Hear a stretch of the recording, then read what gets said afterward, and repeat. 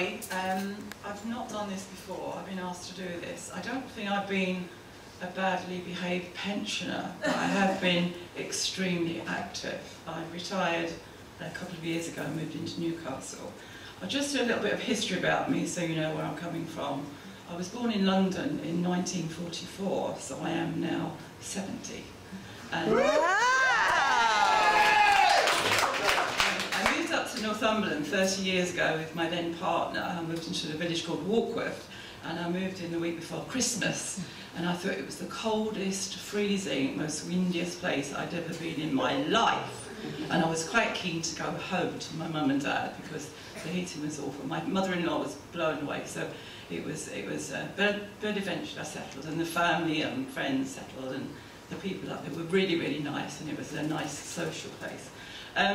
I'd moved from Yorkshire, and I was a sales manager in a packaging company. And when I came up here, I had a couple of months off and then looked for a job. But I found that employers up here were not keen to have ladies in management roles. I was asked if I could make tea and file, and I was really like pissed off because I thought, God, you know, what am I going to do? So eventually, with a bit of cheek, a printing company took me on, but all I got was the wife's car and about £2 a week. And after a year of being very successful and being got to work into the company, I asked for a pay rise, and the guy said, "Does your husband not have a good job? I'll send you away for a weekend." I was like, so I got another job, and there was a big family crisis, and I ended up with a granddaughter of 4 living with me, and I found it hard to work long hours in sales, and I went to my bosses and said, could I work part-time? No. So I gave them the keys of the car and my paperwork, and went to the bank and got the money for a car, a computer and a phone, and worked within a couple of weeks and kept my clients and did a good job.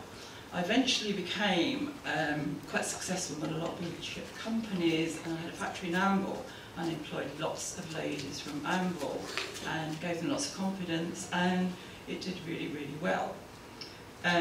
In 2012 we had serious snow. I just got back from London, wondered why the A1 was being gritted, and found to my horror in the morning we had deep snow, and the snow went on, and 3 weeks later we were in contract next and we couldn't fulfill it, and I went into voluntary administration, which was horrendous. So lots of deaths. My dog died, I was going to suicide.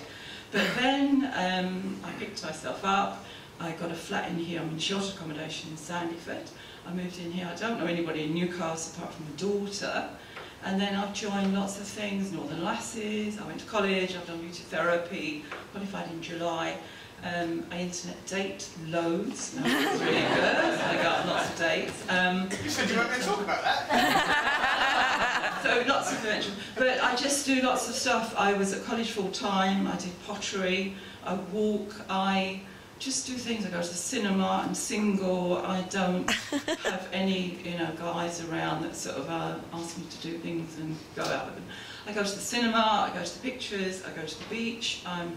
I discovered national holidays last year. My grandson wanted to go to Legoland, so I went and found that there's loads of deals for 99 quid, and I went all over the place. I went to Dorset, I went to Scotland, 99 quid with my drinks, and just had a ball. So I've really enjoyed my last couple of years in Newcastle. And recently I wasn't very well, and I was taken into A&E, and the nurse took my blood and said, "Margaret, can you do a urine sample?" And I said, "Yes." Came with a pot, and she went, "Is there any chance you could be pregnant?" And I said, "What?" She went, "Oh my God, I thought it was 52.